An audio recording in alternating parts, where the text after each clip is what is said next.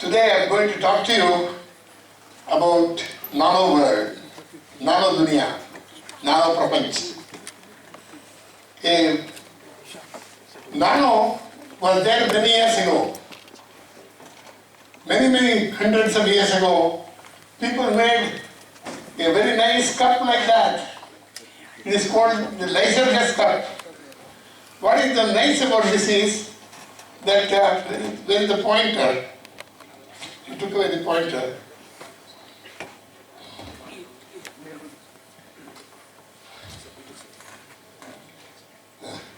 You see, this cup looks green in one light. The same thing, in the light comes in some other light, it becomes red. All this is because this cup has some nanoparticles of gold. Then 2000 साल का पहले Romans ने वो gold particle, नानो particle सब गिलास में इस्तेमाल करके they used to make these beautiful designs. These designs made by Romans is 2000 years old. Many years ago, Maya civilization, they used to make Maya blue, that also had nanoparticles. Except that all these people did not know what nano was. Another story, very interesting, the Damascus sword. This sword was made in the Middle East somewhere, and these swords were the best swords known. We didn't know why they were so good, and recently people have studied this sword, and they found that this sword actually has nanotubes of carbon by doing microscopy. And this was possible because Indians, many years ago, in India, we made this steel called wood steel. This is an Indian-made steel many years ago in 300 BC, maybe about 2,300 years ago. And this steel had nanotube, but we didn't know how these nanotubes were, because we used to make steel or flames coming out of wood or something, and these flames had nanotubes coming out and deposited inside the steel. So these are all old stories where we had nanomaterials or nanoparticles. And the first nanoparticles were made in the world by a very great scientist, Michael Faraday. He made this in year 1857. Michael Faraday, I hope you all know Faraday's laws of electrolysis. Please leave this setting. Faraday's laws of electrolysis, you all know in the school, but Faraday did many other things. He is the greatest scientist we know. Of all the scientists in the world, till now, nobody can beat the record of Faraday. He was the greatest scientist of the world. Laws of electrolysis, he made electricity, he discovered magnetism, a number of things Faraday did. He is the same Faraday who also made nanoparticles of gold, and in 1857, in fact, the color is not coming out well. These colored solutions are even now kept in London, and he made it in 1857. But he did not know that these solutions of gold have small particles of gold. But we know now they are all nanoparticles. And what is nano? I hope you all know that. Nanometer is 10 to the power of minus 9 meter. 1 nanometer is 10 angstroms.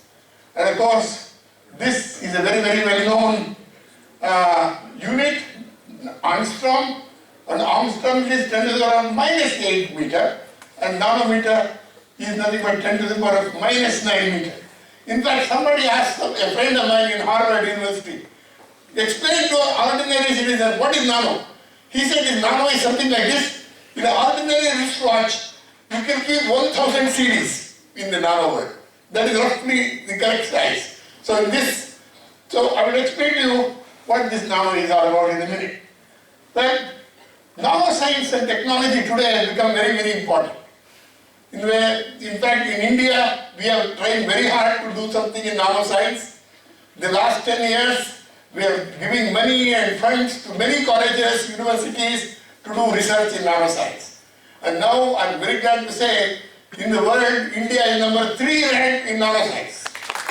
So America, China, and India is number 3.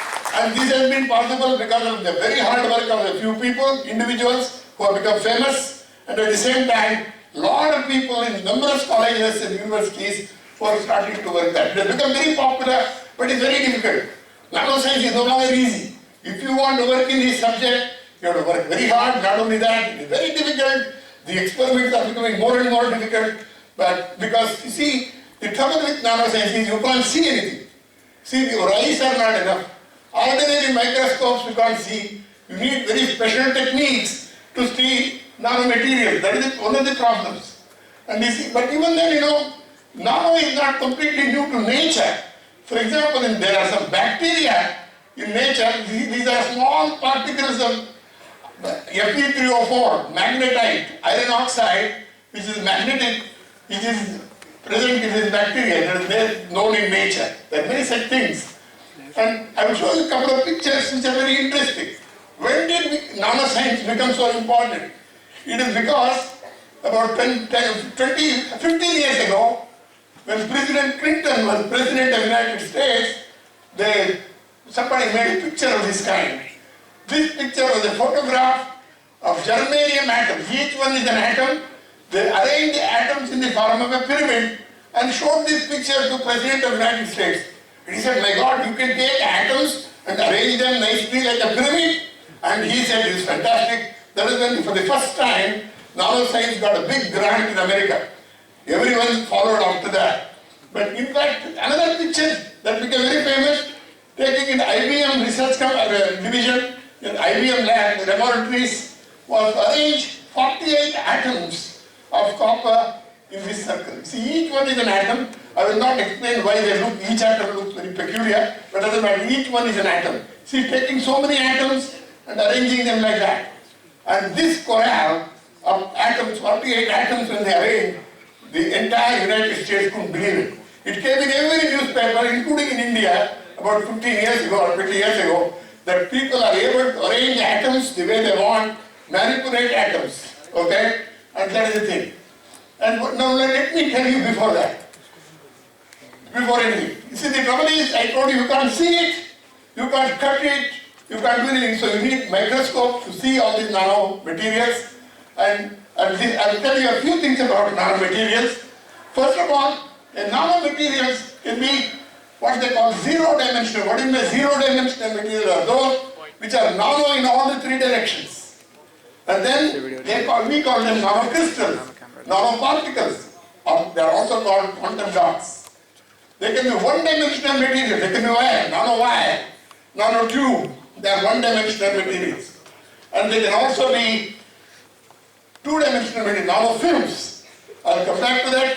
Today, before you go, you will know at least 2 or 3 words, 2 or 3 important areas, and you can tell your mother about it, your father, and your teachers, which are now